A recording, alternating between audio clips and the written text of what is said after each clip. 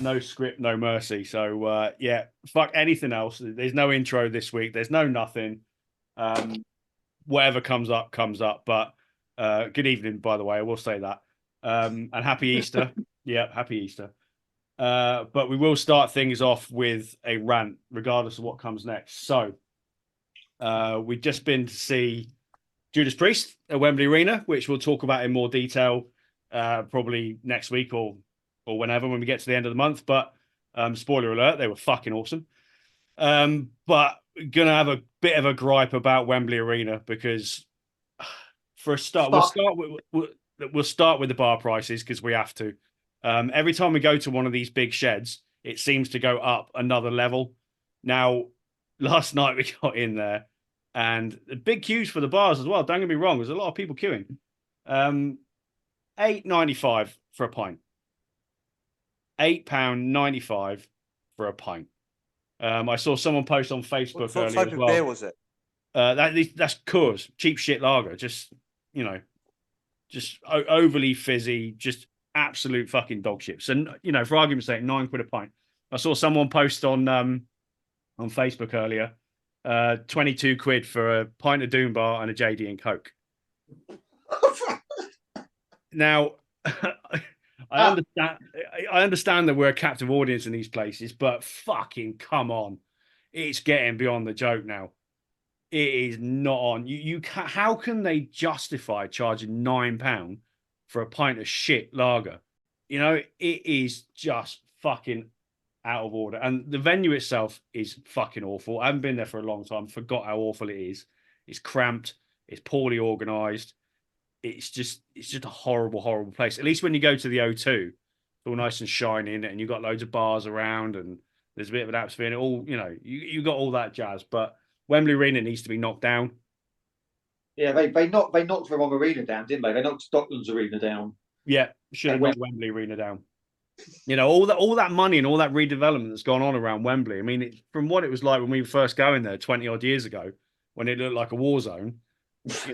Now it's it's swanky as fucking, but they've left this horrible arena in there, and great, they've painted the walls white, brilliant, but it's just a fucking awful place. And I'm sorry, those drinks prices, I dread to think what it was for food, and there's fucking pick and mix and all. No one gives a flying fuck about that. Why would you want pick and mix? Yeah, pick and mix. What, like, so people can go up and get like a fucking bag of mini eggs or some shit like that? Yeah. So, yeah, the cinema kind of stuff. Well, you have to be credit check first, but So you can literally go and buy some flumps and then flick them at Rob Halford. They a marshmallow cunt. You will do nothing of the sort. Absolutely nothing of the sort. But what I would do is buy a load of flumps, right? And when they play Turbo Lover, just get this fucking flumps heavier than that song. Look at it. Shit. Right, that's this flump? See this flump? Flaccid, insipid, lacking any structural integrity. That's like the fucking album Turbo Lover. Piss off. Take your flump and fuck off. Someone's been posting on Instagram today, I love this song. And I was like, no, it's Turbo Shitter. So Turbo Lover sounded fucking awesome. Absolutely fucking awesome. We're not going to go into any real detail. It doesn't make it a good song. It's a great fucking song. It's a crap song. It's shit. No, it's not. It's a fucking classic. It is an absolute classic. And it sounded thick and girthy as well. Thick and fucking girthy. It's a flump. I'm noting all this down for episode title ideas. That's it. It's a flump. I want it on a t-shirt. Padre, what do you think of this album? It's a flump. Look, I didn't come on to talk about flumps. Came on to talk about the price of beer at these venues. And I know we grumble about this before. We did for Maiden last year at the O2. It was £8.50 a pint. But how long is it going to be till it's the tenner? Not long. Well, like I said, in Paris, it was €10 or €11 for the main two beers. There you go. It was one of the sort of French sort of basic. Were they like builders like generic continental lagers? Yeah, pretty much. I'll find out. I'm sure. It's probably still better than a shit pint of Coors. And we, you know, I've To got be to fair, say, like, when I saw Guns N' Roses in Rome, it was I think it was €5 for a bottle of Peroni.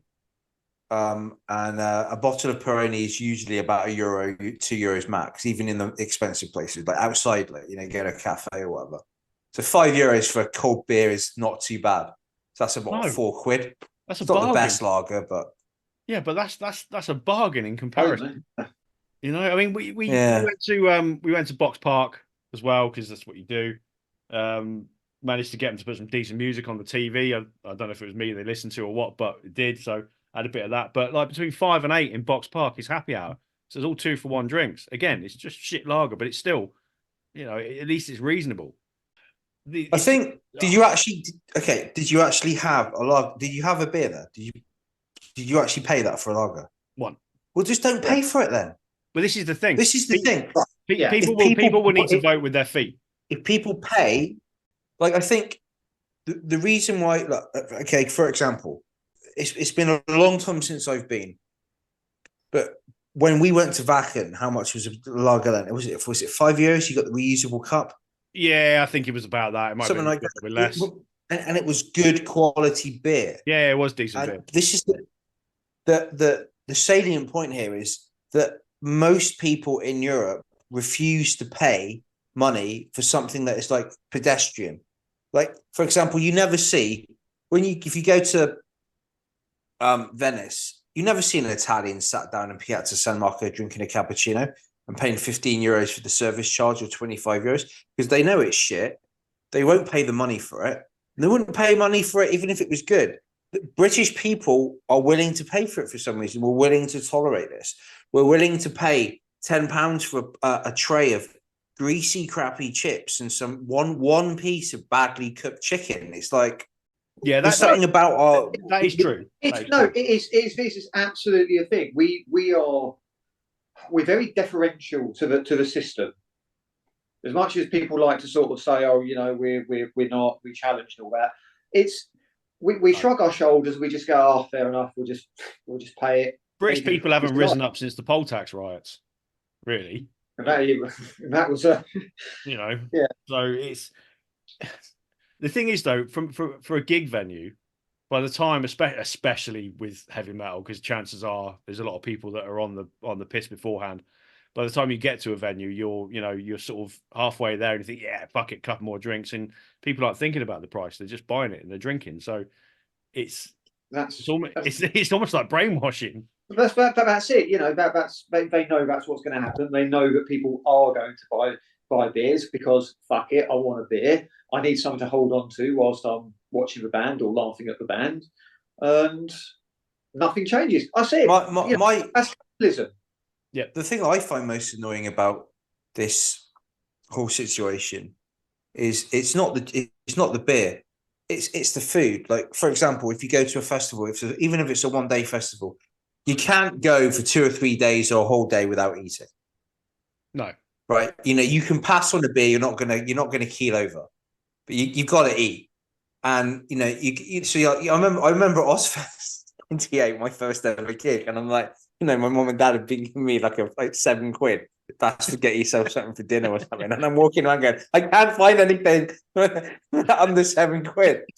So I ended up just buying a box of chips, and it's like it's half a scoop of chips, and it's even the portion size is the problem. It's shit beer, it's bad food, and then it's 7, 10, 15 quid for like a fish finger and some chips. It's ridiculous. No, we have to put the kibosh on that at festivals, especially food. Yeah. The food is good now, and the food's better.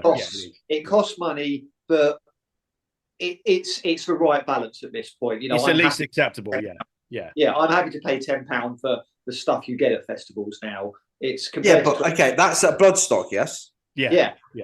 As an example. What about Reading? Where else? I would be surprised if the quality's got better at Reading.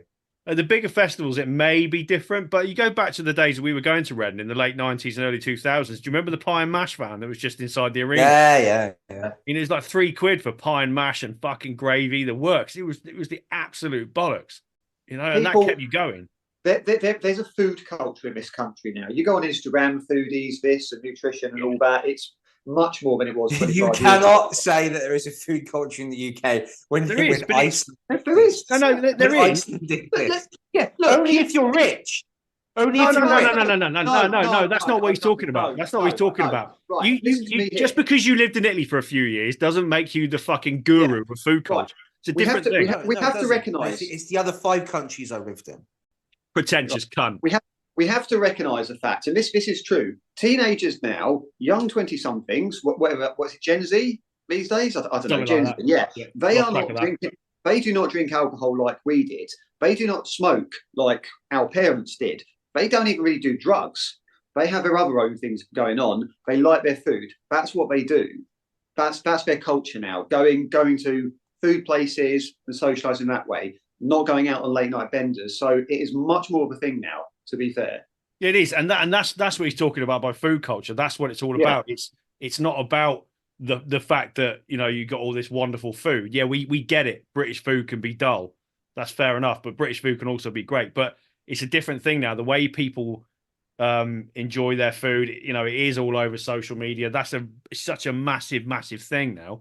Yeah, that's what they go to the gym. You know? That's it. That's their social life. They go to the gym. Yeah, I noticed that. People in the short time I was in the gym earlier this year, the people that go there just to fucking meet up with friends and have a chat. What's wrong with you people? I'll stand by the fact that this. Okay, if I've noticed differences because I do notice differences when I come back, because they kind of jump out at you. Yeah, you're right. The prevalence of like good quality food has got a lot better in the UK, but it still seems to me that it's kind of only available to people from certain economic backgrounds. Like, I mean, the poor people are still going to Iceland for the 5 pizzas for whatever it is, or, you know, the offers and stuff. So that it hasn't filtered down. And I think a food culture is when it's available to everyone, not just people who can afford it. More's the concern about that is those people that used to go to Iceland to get those 5 pizzas for 10 quid or whatever it is, unfortunately now resorting to food banks. You know, it's got to that, and that's what's really shit. You know, something fancy now is getting your 2 for 10 quid from M&S. That's like a real treat. Yeah, it's not cool. It isn't cool, but that's unfortunately the way things are at the moment. But it ties back to the prices. Prices are being jacked up, but it's difficult to talk about this without getting political, and I'm trying not to. But if prices are allowed to raise that high, and we see it on our fucking trains, we see it in all parts of British culture. If prices are allowed to rise and are encouraged to rise, because, well, you know, mates of mates are making a packet, it will happen. And until people vote or don't purchase or change their ways, it will not change. So unfortunately, people have to just say, you know what, I'm going to go without for a bit. Yeah, it sucks, but that's it. But that's what, you know, we've been doing that for years. Pubs have been shutting down for years. People just drink at home now because, you know, they didn't want to go to pubs, or, you know, they just lost interest or tax or whatever. I mean, you know, £6 a pint down your local. I'm not surprised. Well, no, because you can get a bottle of wine and a couple of bottles of beer for that in the supermarket. So exactly. So, you know, people need to. God, I sound like an old fart, but people. We are old farts. Yeah, but I mean, not like a boomer old fart, but no, people need to make a stand and be more intelligent with their money. That's the only way it will level out in the future. Is this a metal podcast? It's gone a little bit right in it. But anyway, look, rant over. We move on. We'll talk about the positives from last night next week, because there were plenty. Something else that's risen its ugly head it's been there for a while, obviously, but in recent weeks, recent months, is AI album art. We touched on this briefly a couple of weeks ago, but we never got into any detail, and it's sort of flying around on social media. So I did wonder if it was worth a bit of a discussion to see what we actually think of it. It seems to come off the back of Kerry King's album announcement, wasn't it? Because the album art with that is very much AI. And the new Deicide album is the new Pestilence album had an AI cover, and they've since changed it. We'll talk about that in a minute. But right, I'm gonna come to you, the voice of reason, because you're the artist. How do you really feel about it from a reasonable point of view? Yeah, I mean, I think in the last couple of weeks, my opinion has somewhat become more nuanced than it was, even though I'm trying to maintain certain principles on the subject. So this is a bit of an interesting one for me. Obviously, AI has been sort of used increasingly in various art ventures over the last few months, year, 18 months or so. And I think the attitude certainly in professional art communities and even amateur art communities, and this is across the board, not just metal art or whatever, is the problem is generative AI. What these tools do is they connect to the internet and effectively scrape artwork that's on the internet already. Yeah. That's my understanding. I need to do a lot more research into it, but that is my basic understanding. So, when you use something like Midjourney or one of the other ones, you're putting in prompts. You're saying, please, make an image that looks like this and has this aesthetic, show someone doing this. You could do all these kind of things, but it's a prompt, but it's actually the commission. This is what people talk about. This is what the AI tech pros are raving about. That you can become an artist yourself. It's like, no, the AI tool is the artist. All you are is the commissioner. You're the one saying, I want you to draw something like this. It's no different to someone emailing me and saying, I want you to draw Lemmy in a slightly comic book style. I'll leave that with you. But I come up with the artwork. And in this case, it's the AI tools coming up with the artwork based on what the prompter is saying. But what these tools do is they scrape the internet, grab onto other people's artworks and things in order to come up with what is a composite image. And of course, there's still a long way to go, which is why everyone in these pictures has got 6 fingers. and it is. You want to know if something's AI artwork, you look at the fingers. Absolutely. And also look at the writing, because it can't work out words at the moment. It can't differentiate between words and an image at the moment. So you can tell, but it is getting better. But that's what generative AI is. Now, of course, we're seeing more art. We're seeing people use this more in music. They're using this for their album art. But obviously, the criticism here is you're not going to a professional artist and paying them a wage, or even using someone who's willing to do free exposure. Yeah, absolutely fine. To do authentic art, you're using a tool that is based on theft. That's the core gripe with AI art fundamentally, which is totally understandable because it is based on theft. Yeah, we agree with whatever that. Reasons people have to use AI art, that's obviously something we can discuss more now, but that is why artists and a lot of people in creative fields are against generative AI art, because it cannot do it without taking other people's work. So that's the core problem, and that is why it sucks when it's used in that capacity. I think if you're a band that's just starting out and you've got no money, obviously, you've got that option of reaching out to amateur artists who can probably do something amazing. They might do it for free, they might do it for the exposure, but at the same time, if that's not available to you, you don't have the money to commission an artist. I can understand why you might go down the AI route. But if you're Kerry King, if you're Deicide, maybe not so much Pestilence, but certainly those two in particular, I don't think there's any reason for them to be using AI. I don't want to comment on their fiscal situation. No, obviously not. But you wouldn't expect it to be necessary. I don't think they have an excuse. No, absolutely not. I mean, the Kerry King and Deicide album covers look almost fucking identical. Colours. That's the worst thing about it. If that's the way it's going to go, then we've got a fucking problem. I mean, Christ, the Deicide one, it sounds like someone said, could you take the 1990 album art and then just do it a little bit different? Yeah, basically. So, That's the thing. I mean, that's where I'm still quite vehemently against it.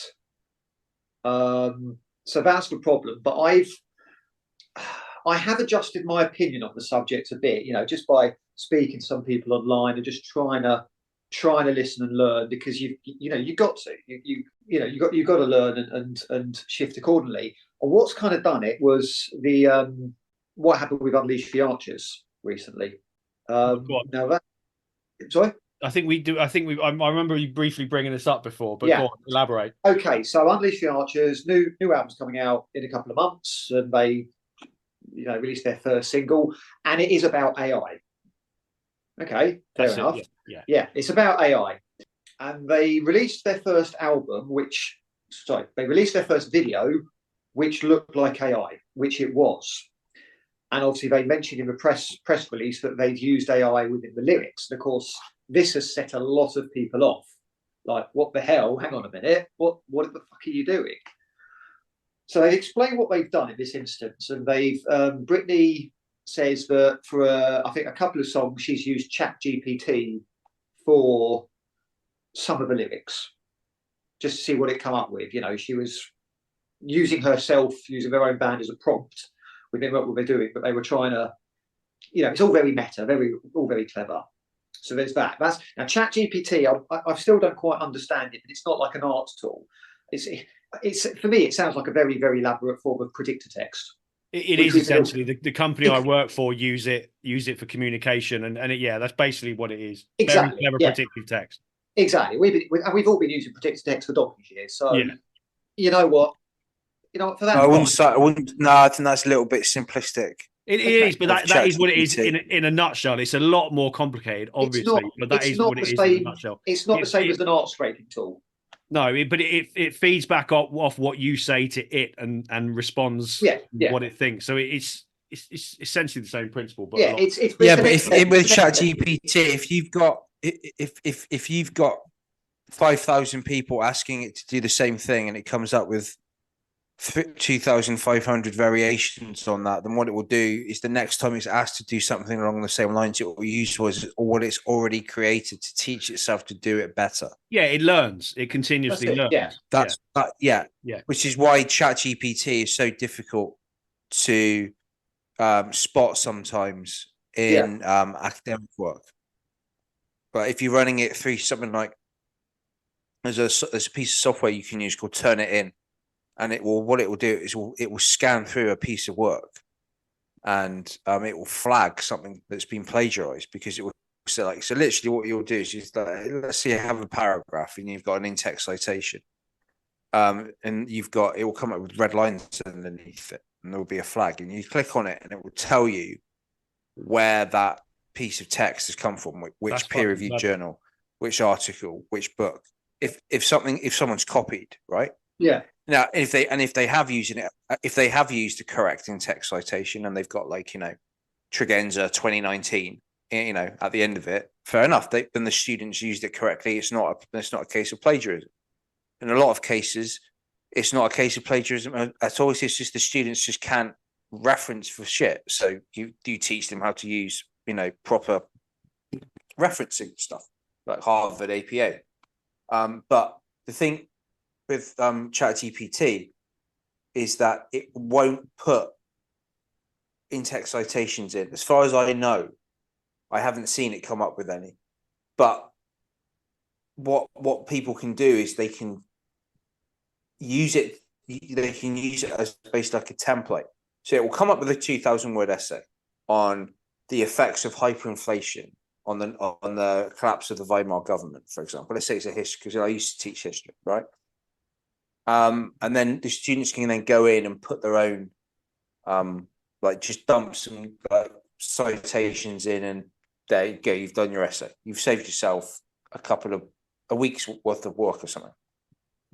So, and I think that again with what you're saying, if this software is scraping the internet and bringing together different sources and then coming up with a piece of work, then there's an element of plagiarism to it.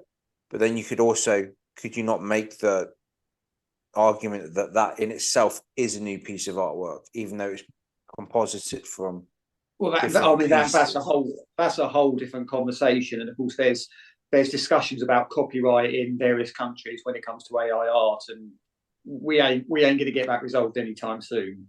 So, Like if I broke into the British Museum and just took a pair of scissors to like Monet's water lilies, cut it in half, and then stick and glued it over half of another peg. Look, it's a new picture. See, isn't this? I mean, well, firstly, I think it's vandalism, but would you not just say, "Oh, look, it's that's a new piece of artwork"?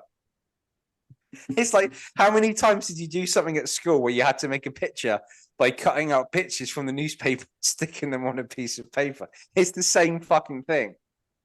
okay, well, let's take that. I do want to come back to that. So that is actually a valid point on the art scraping, etc. Anyway, back to my point about GPT. Let's agree that for the sake of argument, it is potentially problematic. But it's exactly the same as art scraping. But either way, I think what they did, the band, is they said, please write some lyrics about AI in the form of Unleash the Archers. So they were trying to be self-referential, keep it conscientious. And they used the video. They did use AI tools for the video, but they worked with a specific artist in order to prompt the tools to come up with something. So they've tried to be as conscientious as they can with what they've done. They've not just gone to software and done the prompts and this and that. They've been fairly, conscientious, principled, whatever. They try to do things as appropriate as possible and work with someone and pay them for it, etc., etc. So I don't want to say that's fine or whatever, but fair play to them for that. Especially, it is all very meta, but it could have been a lot worse. Problem here is that it's still not sitting right by a lot of people. And the reaction I saw online in various quarters was quite militant, which I understand because attitudes towards AI are quite militant at the moment. And I have to say mine has been historically. But when you start seeing people say, fuck you for using AI, you're a disgrace, you need to fuck off and die, on all sorts of really nasty stuff, you start to think, hang on a minute, we need to be adults about this, especially where people have tried to do things conscientiously and not just used the tool, to make a quick buck. And it just doesn't sit right by me, because let's consider that lots of occupations out there over the years, over the centuries, have been replaced by robots and technology and automation and all sorts. This is nothing new. This has been going on since the Industrial Revolution. Since people could learn how to fucking make things on stone tablets. It is progress to a certain extent, whether we like it or not. How we deal with that, how we reallocate human resource, for want of a better phrase, that is something we always need to do better. We know when technology moves forwards and industries shut down, and it's not good. But that's because people aren't retrained appropriately enough. It's just that they're just discarded. When all the mines were shut down in the 80s, give them some money and forget about them, rather than retrain them in what we're trying to replace coal with. Yeah, that's how you should be doing things. But you look at cinema projectionists, someone who's been doing that for 30 years, it's a skill. It needed a very specific kind of skill to do that. It was part of the overall process. And of course, now you just plug digital media into a machine. They haven't been retrained. That's it. That's almost obsolete outside of the small little picture houses that are dotted across the world. But do people give a shit about that? No. They've continued to go to the cinema and carry on as normal. But it's the attitudes I've seen from people is that that's different. That's different because that's not art. That's not creativity. And art and music, etc., and writing is somehow sacrosanct. But you try telling that to someone who's lost their job after 30 years because of a robot. Yeah, it's still a skill. It's a skill, absolutely. That's the thing. There is no such thing as unskilled labour. I fucking hate that term, and it's used so much in politics to talk about people who can be easily sort of sacked from their job because we're replacing them with a robot. There's no such thing as skilled labour. No one in the fucking House of Commons could be a cleaner for a day. I don't give a shit how you feel look at that job. It takes skill to do that and be a fucking good cleaner and do that well. So we all need to remember that there's no such thing as skilled labour. Every job has skill and experience. Anyway, art is not sacrosanct. I know it needs the human experience to actually be good. It needs a soul, but it's not fucking sacrosanct. We shouldn't be sort of putting it on a pedestal compared to other things. And so, yeah, honestly, when I saw lots of people being utterly fucking unpleasant because a band had used AI and even tried to use it conscientiously, it swayed my opinion a bit the other way and said, we need to just fucking get a grip, guys, because, it's all well and good having a go at people for using tools that are inhuman, but if you're going to behave inhuman yourself, you've lost the fucking argument. And I don't want to sound twee here. I know this will sound twee and whatnot, but it's a fucking unpleasant world out there, and we just need to be a bit nicer and a bit kinder and sort of learn to just sort of be a bit more mature about things and not be cunts at every fucking available opportunity. So my feeling is AI is out there. It's being used. It's being used in finance. It's being used in banking. You can't change that. What are you going to do? Close your bank account because they're using AI? We're doing it more and more. It's it. What we want to do is we want to nudge it in the right direction. Okay. And I'll say this. There's a film just come out that I really wanted to see called Late Night with the Devil, set in the 70s, real proper sort of 70s vibe to it, and they use a bit of AI in artwork during the film. And I was going to make the effort to go to Canterbury and make an afternoon of it on Sunday, but I won't now because they've used AI, and that's something I feel you could have found the budget to pay an artist with for that. I'll watch it on streaming down the line, but I'm not going to make the effort, time, and money to actually see it because of that reason. And I know that sounds a bit too ridiculous, but what I'm not going to do is I'm not going to say, you used AI, you're cunts, you deserve all sorts of hell. I'm just going to say, no, I'm not going to pay for it. Please don't do it again next time. Is this a blanket position on your part that you won't engage with any art that's generated by AI because you believe that it's putting someone out of work? I would say it's more nuanced than that, but it's not a blanket thing because I'm still going to watch the film down the line. But for me, it's just they've basically sort of said, hang on a minute, we can save $500 by scraping other people's art off the internet, and not going to someone and give them a little bit of exposure and paying them a bit that way. It's just, look, I think the attitude is we've got to balance progress and change with the fact that if we keep giving all the jobs to fucking robots and computers, then no one's going to have a job. So who's going to be earning money to buy the products that all the robots are making? Where does it end? We've got to have a balance here. But as someone who draws and who wants artists to be used wherever possible, actual artists, I would rather not support something where that's not happening and art scraping tools are being used instead, which is absolutely my prerogative. That doesn't make me right. That doesn't make me wrong. But that is just what I want to do. But if other people want to do that and support that, that's up to them. I'm not going to judge. I just don't feel comfortable doing that. It just sounds like, for example, let's say if what you're talking about is that there's a section of this film that's generated by AI. Yes. It's not even the film. It's an image within the film. It's a cutaway card that they use. Right. Okay. Right. So that's a minor section of a larger. If you look at the film itself in its entirety, that film is a piece of artwork. Yes. Yeah.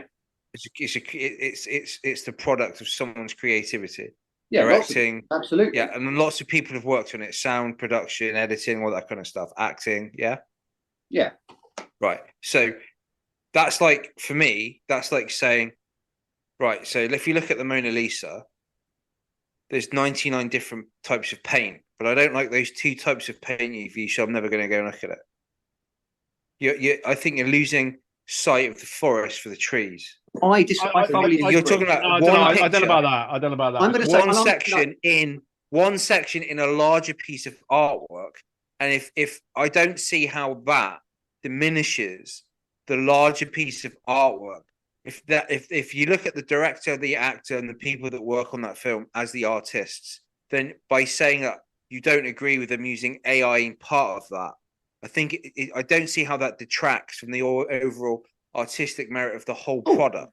No, it probably does. No, it doesn't. I'm not saying it does. I don't think it will, because the image itself still looks very authentic. Almost, it looks wonky as fuck, but it still fits in. But as someone on the internet rightly pointed out, there's an old saying which is absolutely appropriate here: give them an inch and they'll take a fucking mile.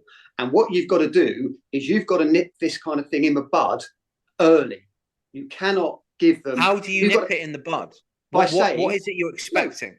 No, you say, I was willing to give you my money to watch this film. I'm not now, because you've done this thing that I thoroughly disagree with. And I don't care how minor it is, I thoroughly disagree with it. And this is my choice as a consumer, as someone who wants to experience a lot of art, but I'm not willing to do this thing and make the effort for it. If you don't do it for your next film, I will try and go and watch it. I will probably do that. And I might go and watch this now, because for me, you're going on a path. But in this case, I disagree with what you've done. And I'm not, I mean, fucking hell, look, and this is an extreme, a very, very extreme comparison. But I was talking to our good friend Gav, and we were talking about horror films. And there's a couple of horror films back in the day where animals were actually killed. Now, it was absolutely my right to say, I'm not fucking paying to watch that film because you killed animals during it. And that would be fair. But the rest of the film could be a fucking magnificent piece of artwork. So I don't think you can compare killing an animal. You say like the artist might be starving, but they're not getting killed. Yeah, if they starve, they die. So you say that though, but that's just different times. You can still have. At the end of the day, it's all an opinion, and it's your prerogative whether you want to get involved in something. Oh or yeah, not. yeah. A lot of people probably wouldn't give a shit about the fact there's animals killed in a film from 50 years ago. But the thing is, there's absolutely nothing wrong with me saying I don't want to watch that film because of a tiny bit of AI used in it. There's nothing wrong with that, and there's nothing wrong with someone saying I'm going to watch it. It's down to choice. It's down to prerogative, and that's why I say that there needs to be nuance here, because we could talk about the history of music and people using sampling and digital this and digital that. How is that any different? And maybe it's not. And we're past that now. We can see the benefit of people using sampling in their music to actually put something new together. Is it theft? If they're crediting it appropriately and doing it in a different way, probably not. But people did think it was theft then. But for me, there is a community aspect to it. I do consider myself to be part of a sort of wider illustrator community, because that's my skill. That's the one bloody thing I'm good at in my life. So I try to keep up there and do the right thing in that regard. But I realise that we're all different and there are different limitations. But again, it just comes back to that's my choice, that's my prerogative. But I still don't see it as militant. Because it's ultimately it's a simple consumer choice, but I just feel I don't want to see people doing this. And you know what? I'd like to think now the director's probably seen the reaction and seen a lot of people say, "We're definitely not seeing your film now," and it's more than what they saved by not going to an artist in the first place. And they're probably thinking, you know what? Let's not use AI next time. There you go, job done. I'd be interested to see how this develops now, really, because it's now become very much in the forefront. And like I said, Pestilence changed the album cover and they just replaced it with like and it's just a montage photo from live shots. Yeah. So it's quite rudimentary, but they took it on board and they just changed it. It's like, fuck it, all right, that's the opinion of the fans, we'll change it. And it's their choice to do one or the other. They can either go, no, you know what, it's our band, our choice, we'll just leave it as it is. Absolutely, but this is the thing, they saw, well, hang on a minute, we might lose a decent bit of money by doing this. This is the thing, something like this, you're not going to gain fans because you've used AI art. No. You're only going to lose fans. Yeah. So they've listened to the fan base and they've said, all right, we won't. we'll think about it, maybe the future and whatnot, and you that's gotta- how it should be. You got to think about it from a band's point of view Why- as well. sorry, You why go are you- beyond the album artwork, because the album artwork will end up being on merchandise and on Exactly. a background And it doesn't on look a good. show, you know. So that's where it then becomes more of an issue. I think it's not just about the album cover. It's everywhere. You're wearing it on a shirt, all of that. So You've got artwork and they've got 6 fucking fingers on your t-shirt. Sorry, I know Padre was trying to say something. What I don't understand why you would. Where's the logic? Where's your logic coming from on this? Like, why would you lose fans if you use AI? Because people don't want to buy the album because you've used AI to do album art. Who doesn't want to buy the album? Fans. yeah, because fans people don't will like say that. it. I mean, there has been a militant reaction, like Ant said, to bands like, you know, this is our new album, it's coming out on this date, here's the album artwork, bang, it's AI. And there has been keyboard warrior militant reaction towards that. And it will put people off. People, again, it's a choice whether you get involved in it or not. And these days with music streaming, you don't have to buy the album. You know, it's all part of your subscription. But if people choose to stop listening to it because of that, that's down to them. It's their choice. But what I'm saying is, don't call someone a cunt because they used AI. Well, don't need that. Just vote with your feet. we just need to be intelligent about what is a subject. But yeah, I mean, we've got to push AI. No, I think because that's your view. Because you're not as bothered. You're not an artist. I'm not talking about what people are saying in terms of, like, you know, if they're making like ad hominem attacks and things like that. I don't necessarily see those people as being representative of the wider fan base, and I don't see how AI is going to cost you fans. So, like, and I think there's your arguments are being conflated. You're conflating your own arguments here, because you're talking about, on one hand, people need to behave themselves on the internet, and then you're talking about the use of AI is going to cost you fans. So basically, what I'm trying to get at is what's behind this. Is it something to do with how you view the value of creativity? Well, that's where people are going to come from, you know, because there are great album artists out there that are doing some great. Where you look back at, like, so Celestial Sanctuary's album last year, you know, wonderful piece of work, and you know straight away that's not AI, that's done properly, but it's cracking artwork, and it's that whole pay it forward, isn't it? You've done a great album, you get a good artist in to do a great album cover for you. And especially now with the way that vinyl is back in the forefront as well, good album artwork on a 12-inch record looks fucking great. That's Celestial Sanctuary album, it looks fucking great. There's more care and love in the artwork that's been made by humans. Simple as that. It will look fucking great on a t-shirt. The artist will probably listen to the music and go, right, I can do a cover for this that's going to look the bollocks. Whereas where people are getting wound up by it is you're taking that out. It's just, well, we'll just get AI to do it. We just type a load of details into a generator and it will give us an image, and that'll do it. But again, it's their fucking music. It's their art. If they want to do that, that's entirely down to them. Yeah. But it's also a fan's choice if they want to go, you know what, I'm not having anything to do with that. But it still isn't necessary, you know, to be vicious about it, to be vindictive about it, to be aggressive about it. Yeah. Unfortunately, that's the world we live in with social media, isn't it? It's just too easy. You wouldn't say it to someone in the street. You wouldn't go up to Glenn Benton in the street and say, "You fucking silly." Yeah, no. Listen. I get that, and I just think that's the surface level here. So, like, but what is it? What is it? You know, we're really saying here. You know, are we saying that something that is created by a sentient person has more intrinsic value than something that is created by an algorithm on a computer? That's probably the tall and skinny of it, yeah. Right. That's what I'm getting at. That probably is exactly it. And I'm saying at some point that might change. That's a value judgment.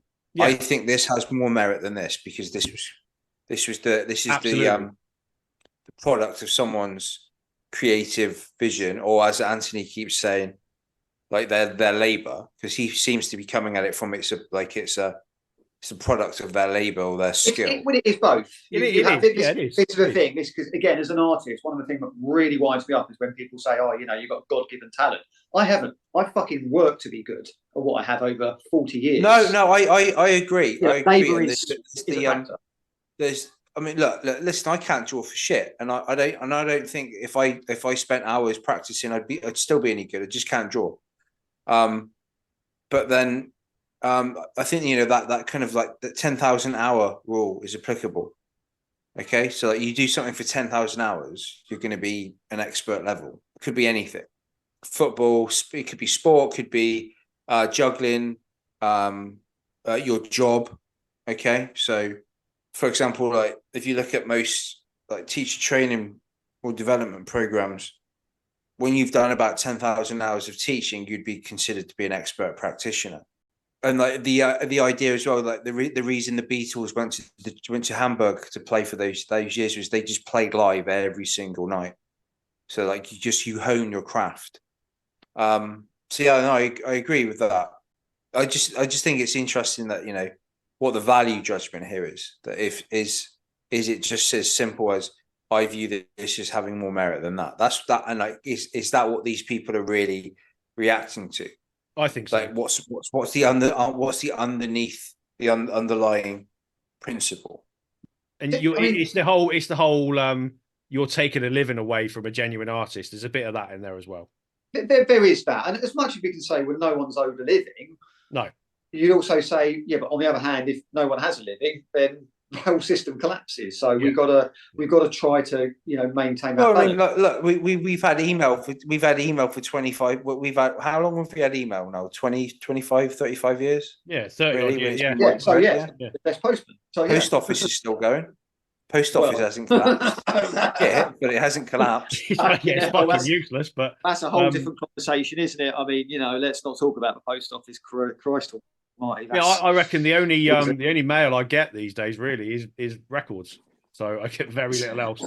So the thing is when the lawsuits start happening because deep fakes and dodgy artwork is screwing with people's reputations and livelihoods, then things will change backwards. I think which is good because there'll be regulations about AI and things have to be more controlled. Because once the rich people start losing out because of deep fakes, that's the only thing will actually cause any change. I mean, I know I've only ever done this once, but I know that there are some people that I've worked with that use ChatGPT to write student end of year reports.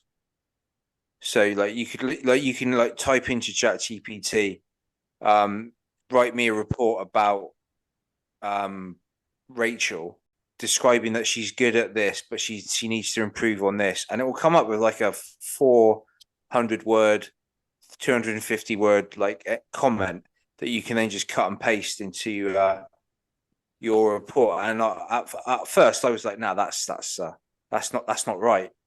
But it just saves you so much time, and especially where like report writing, for example, when you're a teacher is it's mostly unpaid, and like you're like, I've got 150 reports to write. I'm going to be here for the next like 3 or 4 days, especially if they're handwritten. I mean, I haven't had to do that for a long time, but I know some people are trying to make the case that you can use ChatGPT to give feedback.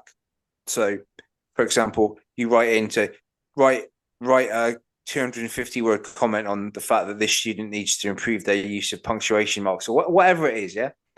That I don't agree with, because I think feedback needs to be properly personalized. Yes.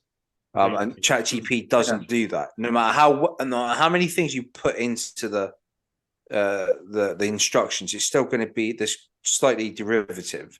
And then I think at that point you're losing the value of it being a time-saving tool, because you have to be so detailed with your instructions that you may as well just write the damn feedback.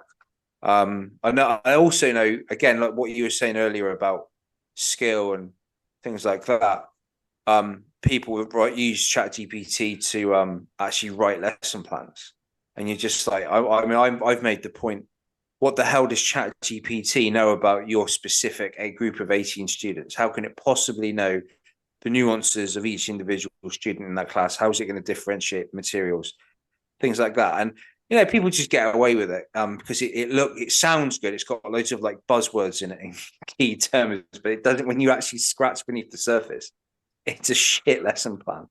Yeah, look, but it needs something to work off. This is the thing. It's like you said, it's searching the internet and it's acquiring data, and it's getting ChatGPT is getting more accurate and better every year or every 6 months when it updates itself. So it's interesting now, though. Like I said, we look. Undoubtedly, we will be talking about this again. We will, and we'll probably stop it now. I mean, like we'll go down for a laugh. But... Do you remember was it 2 months ago? For a laugh, I went on ChatGPT and I got it to write a review of this podcast. It didn't have much. It didn't have much, good to say about the voice of reason, unfortunately. ChatGPT considers you to be actually unreasonable. That's probably because you're sourcing the information, and he's here to offer reason against you. So yeah, that's a whole different thing. But look, the Unleash the Archers thing is an interesting one, because it's one thing to have album artwork, but if it starts becoming something that's used for lyric writing, then the shit really will hit the fan, I think. I can see that, but I can also see what they did. Yeah, I can see what they did. That's a real tricky one, that one. And interesting. It might sound contradictory. It is only a small part of the album, but they have tried to be conscientious about it and consider the fact that how they've got to be careful about how they use it, and they are doing something about AI. So there is the meta aspect. It feels a bit like it's an experiment, isn't it? Let's see what this does. But yeah, oh fuck me, the first album, regardless of the music genre, the first album that comes out that's entirely AI lyric driven, the shit will hit the fan. Oh, absolutely, yeah. But but I mean, like that's just what's the difference between AI writing the lyrics and some guy locked in a room that's just churning out lyrics like identical K-pop bands? We've had AI since the late 70s anyway. That's what Desmond Child does. So yeah. So that's all you ever need. You don't need AI. You just get Desmond Child. And also, what was the producer that did Rick Astley and Kylie Minogue? Oh, Stop Aching and Waterman. Like Hit Factory. Yeah. And also, if I could go back in time, just go back in time and kill him. That would work. No. Step back in time. Well, I don't think. What other songs did he? Because was there ever a case where what's his name again? Is it Dave Waterman? Pete Waterman. Was there ever a point where we could kind of at least investigate how close he came to thrash? Well, Judas Priest probably. Well, yeah, absolutely. Three songs. He wrote for Priest. No, they produced 3 Priest songs which have never been released. Right, they're hiding in there somewhere. I want to hear them. I want to hear them so much, because, like I say, the early Stock Aitken Waterman stuff they did with Dead or Alive, that was great, and some of the songs were decent. It's just it became a fucking it was a conveyor belt. Yeah, conveyor belt of things. But actually, no, I do want to make the point. I've just remembered David Bowie pretty much used a sort of computer AI tool to come up with lyrics for the 1995 album Outside. There you go. I've got to see what he did. But I remember seeing a documentary about him where he was doing weird shit on a computer to come out with weird lyrics. It isn't anything new. So I'll have to dig that out. Actually, it's not anything new. It's just in people's faces now. So more of an opinion on it. But all I'll say is whatever we need to remember our humanity by basically being careful with how we use technology and also how we talk to other people. Well, if that's not a great ethos to have, then I think like some people probably the go-to for a lot of people, the kind of hyperbole is like some kind of Terminator Skynet scenario with AI, but I don't think it is. I'm more. I think it's much more of a long game. And I think we're it's not going to happen anytime soon. But what I envisage is much more of a kind of what Frank Herbert describes in Dune, where people just create thinking machines to make their life easier, and then at some point they become slaves of the thinking machines. That's what I think is going to happen to us. We're going to be like, oh, I can't be bothered to make tea anymore. Let's make a robot to do it. Then, you know, one day the robot just comes in and just goes, I'm not making you fucking cup of tea. Pulls out a weapon. The next minute you're making tea for the robot. Well, I mean, when did Westworld come out? I mean, what are we talking? 78, 79? Oh no, that was 71. That's the robots. That's just the robots rising up and trying to kill people. I'm talking the principle's the same. Enslaving people. No, robots like flipping it. Like, those robots in Westworld, they were just trying to kill people. We're already slaves anyway. I've said for years, it won't be a Skynet apocalyptic situation with nuclear bombs. They'll just piss us off with fucking photocopiers breaking and computers crashing and just drive us mad that way. Well, look what happened a couple of days ago when Greggs couldn't take payments. The whole fucking world came to the standstill because Greggs couldn't take card payments. So it's like when you're using that's where we are now. When you're using a photocopier, like one of the worst phrases you can see as a teacher is when it just flashes up on the screen of the photocopier, like can't scan to PDF. And you're just like, motherfucker. Right, we'll let's leave the A. Look, I'll tell you what will be interesting. Next year, Black Mirror's back, isn't it? Charlie Brooker's doing new Black Mirror. Although you know what, I'm way behind. I've not seen any of the Netflix ones. I only saw most of the C4 ones. So well, you know, I'm not fully up to speed. I've only watched a few. But if there's anything that's relevant to what's going on now, it will be that. That is. I mean, that probably is the most, I think, contemporary form of science fiction we've got on television and movies. Yeah, probably right. Because again, it's not just about technology, is it? It's about, you know, politics and humanity and whatnot. But it's just I think I kind of stopped watching it because it was so nailed on and so recognisable and where we were going that I found it difficult to watch. I think that the episode where the criminal girl was being sort of effectively videoed repeated everywhere she went, every single day. Yeah, that fucked me up. That absolutely fucked me up. That was really hard. It's really hard to watch that. Yeah. I don't know where he comes with his ideas, Charlie Brooker. I reckon I've only seen a few episodes of Black Mirror, but I think it could end up going. There's going to at least be an episode in the new one, I reckon, that will probably touch on something like OnlyFans. Yeah, definitely. Oh, probably, definitely. Yeah. This is actually quite amusing. The first episode was the notorious one where the Prime Minister fucks a pig. Yeah. Yeah, and funnily enough, that was the Prime Minister was played by the actor Rory Kinnear, who's been doing things for donkeys. But obviously, we know his dad was Roy Kinnear. Yeah, the late actor from back in the day who sadly died after he fell on a horse. And my mum was friends with Roy Kinnear back in the day. And I think they lost contact, but had they stayed in contact, I would have been friends with that chap. Fucking hell, you anchored that one in, didn't you? Oh yeah. But look, we'll probably call it a night. There's a couple of things I was going to bring up, but you know what, we're probably done. But next week, no, we I'm surprised. I'll be surprised if people are still listening. We'll Padres off to the Far East for a couple of weeks, so we're going to lose them off the next couple of episodes. But next week we'll round up March. We'll talk about the gigs because there's been a few. We particularly want to talk about so we're going to see Creeper in Margate, and we want to talk about the fact that, you know, these regional shows and the benefits of it, because that is something really quite noticeable. But all the albums, all the gigs, we'll do all that next week, and we'll touch on some of the other bits and pieces. But I think we'll leave it there for this week before we go down a dark rabbit hole. So have a wonderful Easter, you fucking lovely people, and we'll be back in a week. Stay metal.